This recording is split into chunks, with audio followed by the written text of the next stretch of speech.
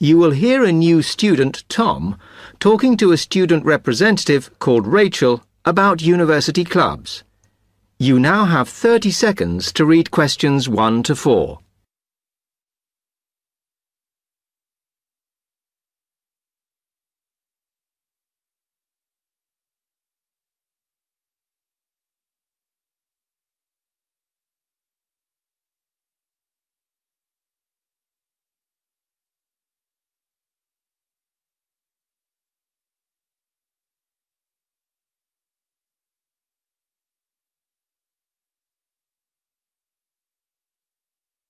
Hi, welcome to Freshers Week.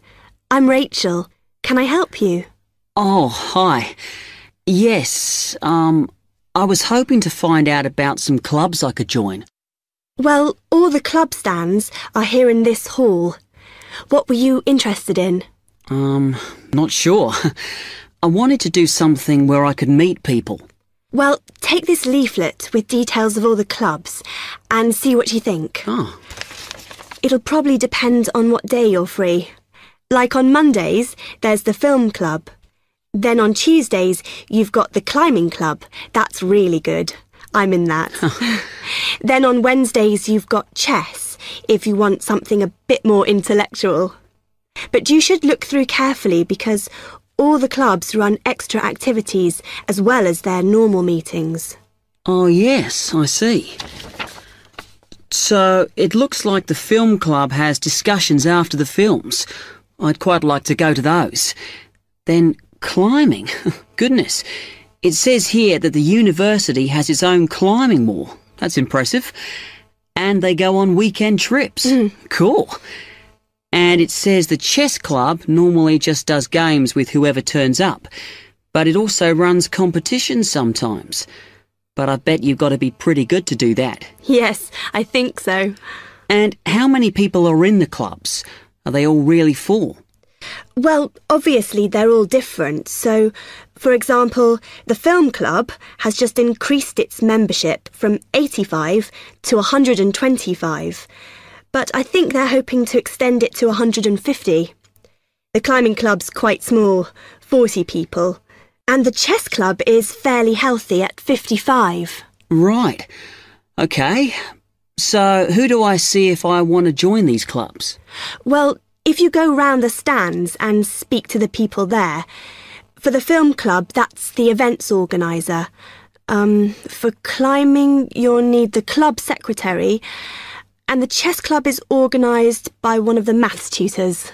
OK? Yep. I think I'll start with the climbing club. It sounds good.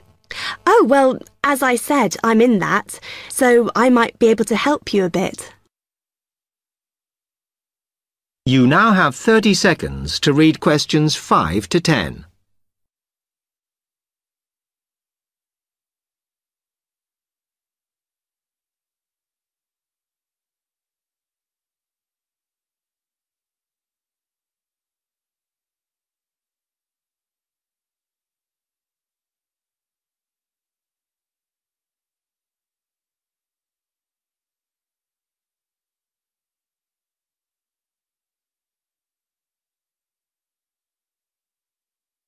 OK. It says in the leaflet that they get together twice a month. Is that right? Yes. Oh, you must join. It's really good fun. We go away quite a bit to North Wales. And every year we have a special excursion, usually to France, which is where we're going this year in the spring. The weather's too unpredictable in the autumn. Wow, that sounds good. But it must cost a lot. Yeah, but we try and save up for it through subscriptions. So rather than having a huge sum to pay in the month we go, we collect those weekly, so it spreads it out. Good idea. I think I'll definitely join. There are quite good benefits you get from joining. I mean, you need that, don't you? And the university clubs normally try and do deals with local businesses, so it's really worth joining. Like in the climbing club, they've got a special arrangement with one of the shops in town. So if you show your card, you can get money off equipment. Don't think the discount extends to clothes, though. That's really worth it then. I'll go over and talk to them now. OK. Hope you do join. Oh, and another thing I meant to say. If you do become a member, you automatically receive a magazine once a year. It's quite useful and interesting because it goes out to all the national climbing clubs. And the other thing is, if you come to every session, then you can get a complimentary ticket to the big exhibition that's held in Cardiff every year. So, hope to see you. Yeah, well, thanks a lot for your help.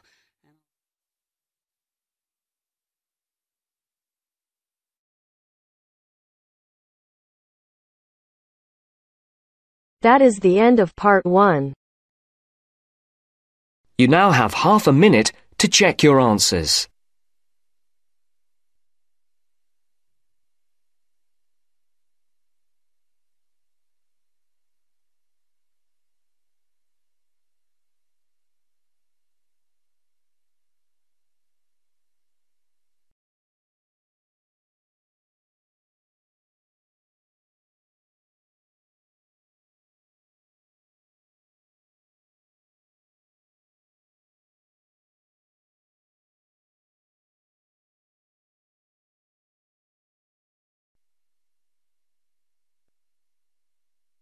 Now turns to part 2.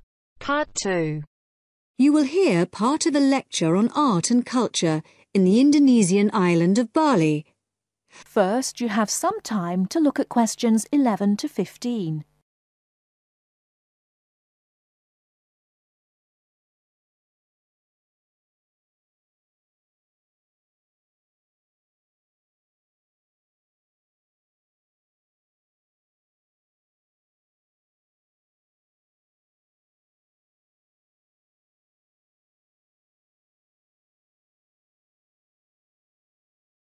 Now, listen carefully and answer questions 11 to 15. Last week, we looked at the traditional art of Japan.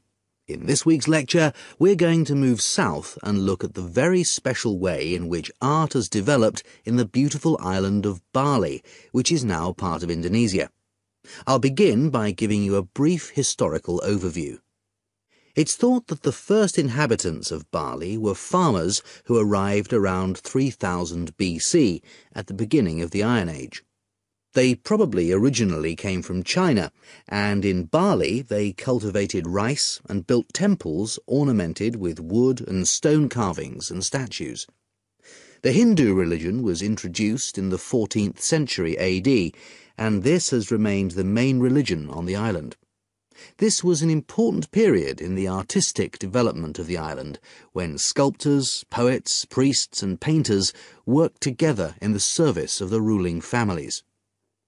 Rather than painting everyday scenes, artists concentrated on narrative paintings illustrating the epic stories of Hinduism.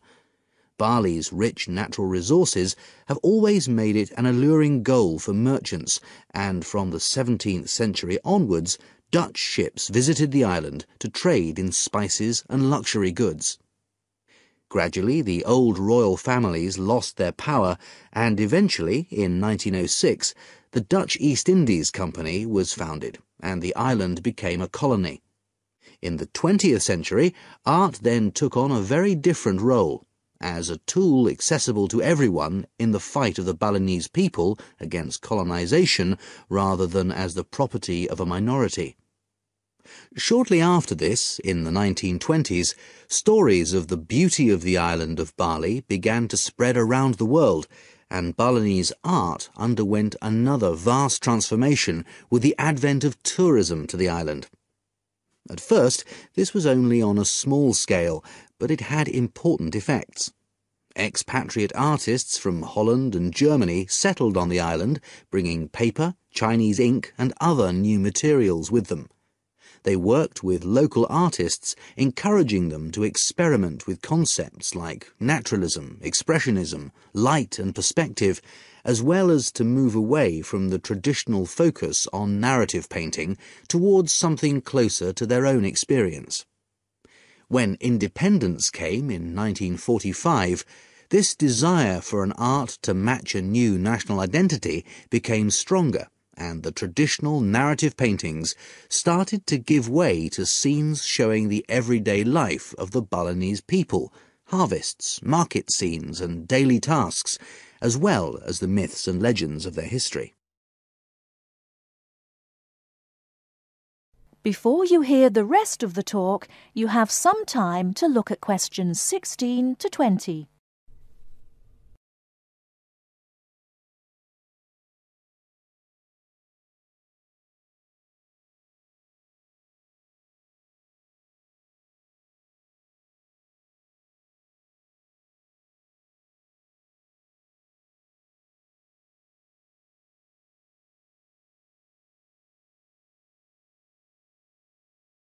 Now listen and answer questions 16 to 20. Many of the features that give this art its special place in the world today can be traced back to these historical roots. One feature that is rooted in the events of the last century is that today in Bali, the production and the appreciation of art is not restricted to a minority. In fact, there is a famous saying that in Bali, everyone is an artist. And it's not considered that to make art or talk about art, any formal training is needed. Art is just produced as part of Balinese life. Even fruit salad is served with flowers strewn on top. One factor which has contributed to this productivity is Bali's fertility. Over the centuries, the rich soil and the fact that food and shelter are readily available has given the islanders the leisure to develop their arts. While painting, sculpture, carving and music have traditionally been the province of men, women have channeled their creative energy into making lavish offerings to the gods with spectacular pyramids of flowers, fruit and cakes offered at the temples on festival days and celebrations. All these kinds of art still have close links with the religion of the people and are something that people do on a daily basis. Another special characteristic of art in Bali is that it is not generally seen as an individual pursuit. In the West, art is often carried out by the artist on his own, reflecting his own individual worldview in the hope of achieving personal wealth and fame. For Balinese artists, art is something that's done as a group, and many artists may participate in one piece of work. And Balinese art is not restricted to temples and offerings. It decorates objects such as jackets, motorcycles, hotel menus, and so on. But perhaps the most significant characteristic of Balinese art, and one that distinguishes it most from the art of the West, is to do with its expected lifespan. Carvings are made in soft stone, which is gradually destroyed over the years. The humid climate rots paper and cloth paintings. The magnificent offerings of fruit and sweets are eaten. Wooden statues are destroyed by insects. But Balinese artists accept that their work is ephemeral, not permanent, and instead of slavishly preserving the originals, they produce new art. And all this rebuilding, renovating and replacing means that the island's art continually evolves and perpetuates itself. That is the end of part 2. You now have half a minute to check your answers.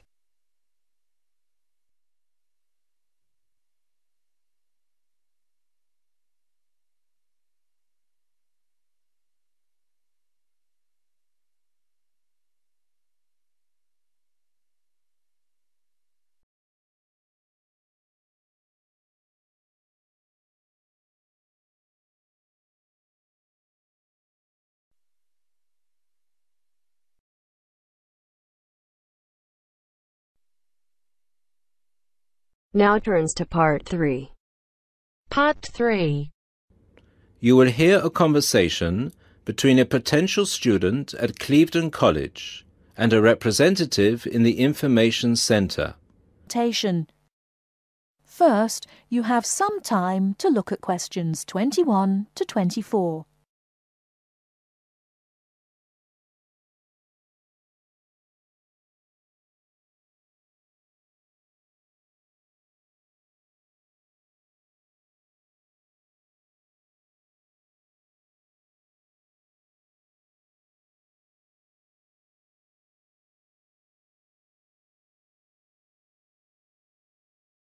Now, listen carefully and answer questions 21 to 24.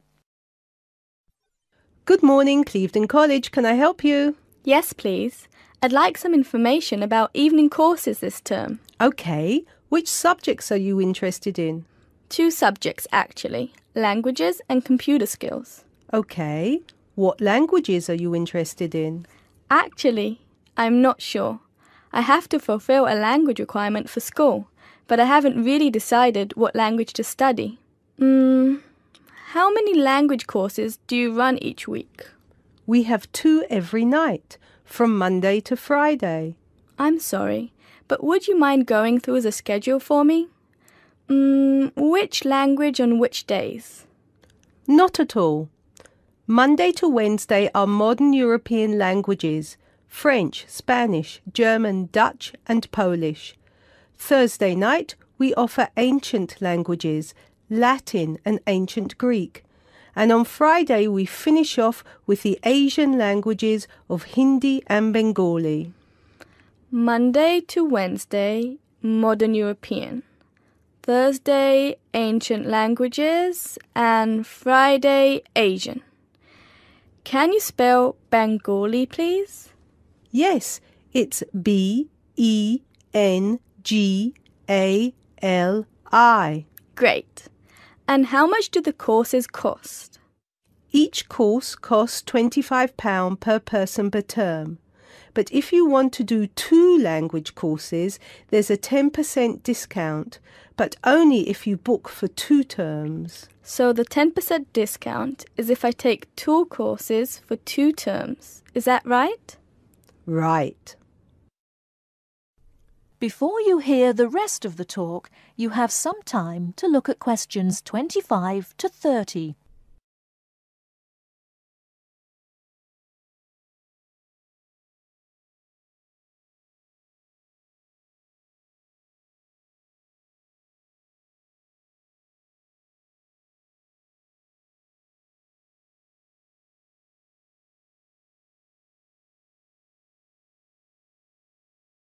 Now listen and answer questions 25 to 30. Would it be possible for me to book my classes right now? No, sorry, the computer's down. What I suggest you do is call extension 9694. Oh, no, sorry, 6994 after 6 p.m. and ask for Mrs. Johnson. I'm sorry, I didn't get that. Did you say 6994 after 6 p.m?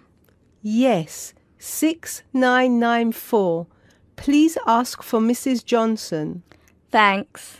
OK. Can we now look at the computer skill courses? Yes, of course. Computer classes always start in the first week of the month. And the way it works is we offer 1 computer class for the entire month. So you might spend 1 month on databases, another month on Excel, and so on. Classes meet once a week on Tuesday afternoons. The next class starts February 1st. OK, so for the upcoming month, February? February is going to be databases. There are 24 places still free on that course, and it costs £40 per person. February, databases, 24 openings, £40. OK. Excel starts in March, and that's nearly full. Only 4 slots left. It's £45. OK, Excel, March, only 4 slots left. Got it. April is Outlook. That is never as popular since it costs so much more, but you get a free CD. It is £60 for the month, and there are 19 places left. OK, April, Outlook, £60. Is that it? No. On the 3rd of June, we start a Word course. We have 16 vacancies for that at the moment. It's also expensive at £55. 3rd of June, Word, 16 vacancies, £55. Now, do I call the same number to book a place in one of these classes? No, you have to call Mary Jones, I think. Yes, Mary Jones. Extension 9623. Sorry, could you repeat that number? Yes, extension 9623. Please call her before 6 p.m. Okay, many thanks for all your help.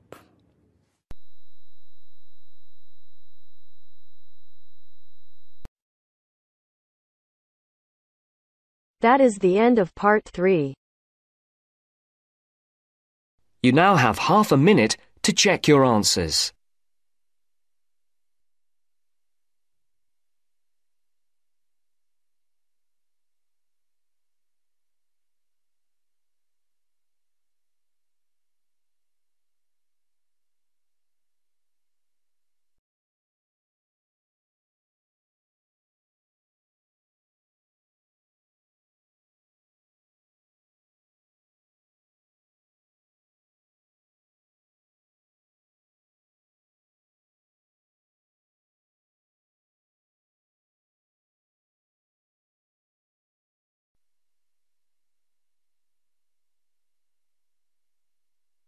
Now turns to part 4.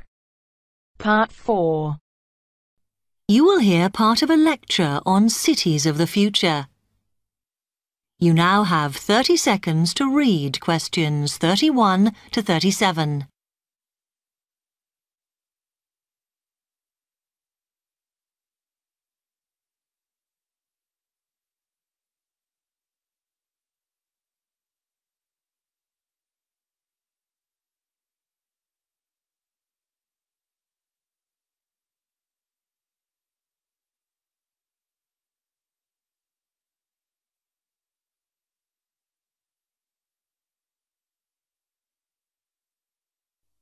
OK, we've been looking at how societies will develop in the future and at the increase in the size of cities. So I want to talk to you today about the key considerations in these cities of the future.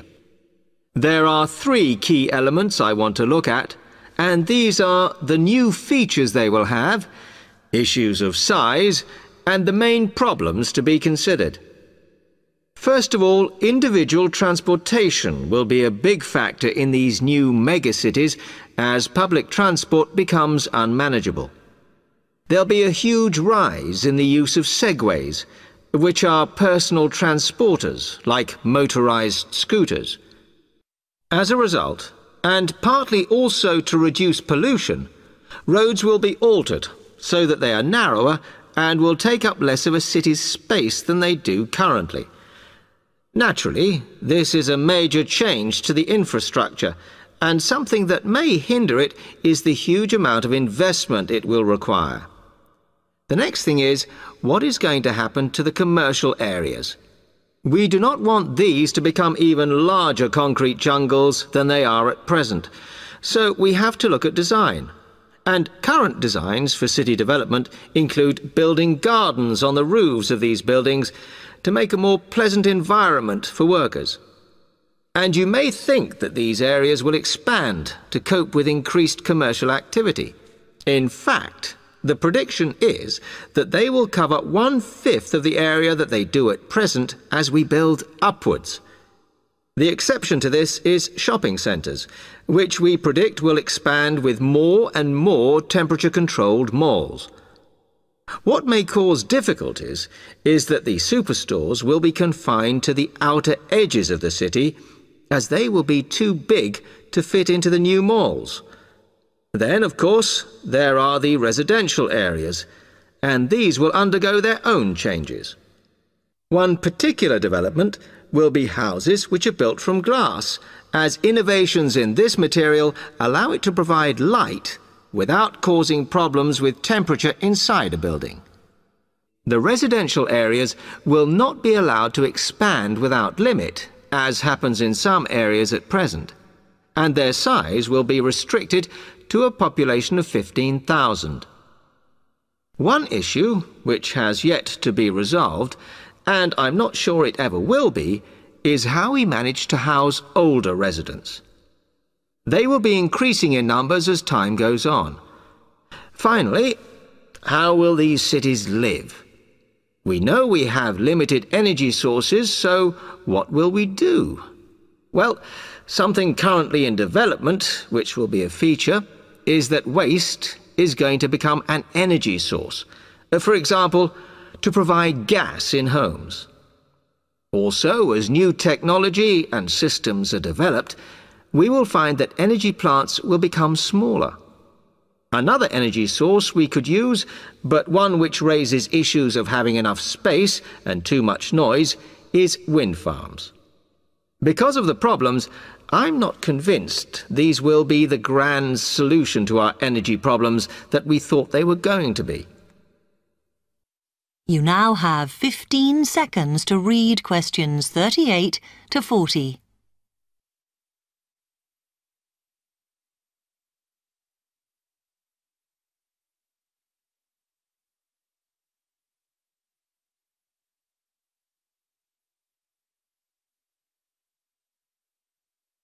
Now, moving on to looking at the social aspect of cities, we need to look at housing and how people will live. Cities currently have flats in the centre, populated by single people and wealthier residents, and families tend to move to the outskirts. In the future, the centre of cities will see a dramatic change. We will see many more examples of cooperative buildings. This is where people join together to form a company that owns the building they live in. And despite continuing shortages, there will also be a rise in the provision of retirement homes in city centres so that the elderly can have easy access to hospitals and shops. Recently, we have seen a levelling off in the growth of private housing, and I think that will not change.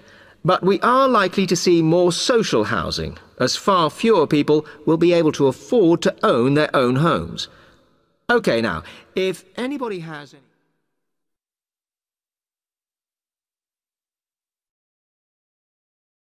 That is the end of part 4. To check your answers.